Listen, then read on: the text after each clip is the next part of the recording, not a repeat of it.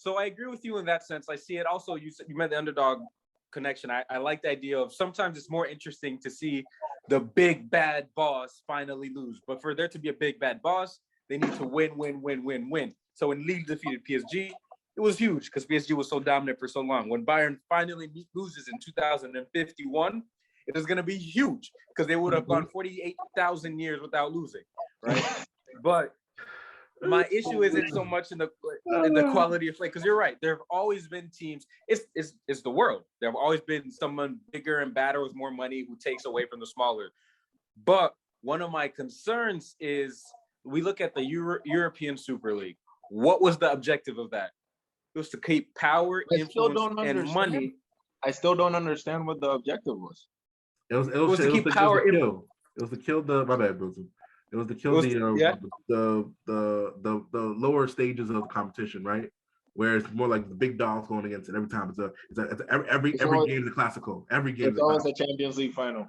Yeah, and turn everything into basically. And this is not to disparage the Americans leagues, because I think both have their merits, and I think people in the U.S. and people in Europe don't really see why things are important in each one, but it's to make it basically into the NBA or into the NFL. I wasn't talking about the MLS, so the NBA or the NFL, where no one is relegated, no one is promoted, and even if there's some teams that suffer more than others, the money stays within those 20 teams or more for every European Super League. The glory stays there.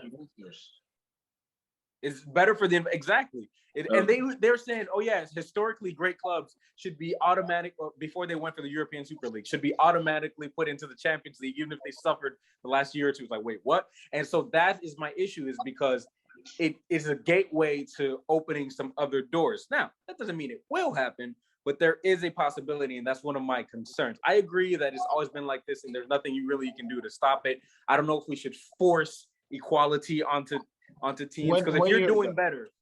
Yeah. Go ahead. No, sorry. I didn't mean to interrupt. Well, to add to what Ike was saying, or the question he was posing, the bigger issue was financial compensation too. Like Milton just said, the bigger teams get the bigger cut of the pie, right?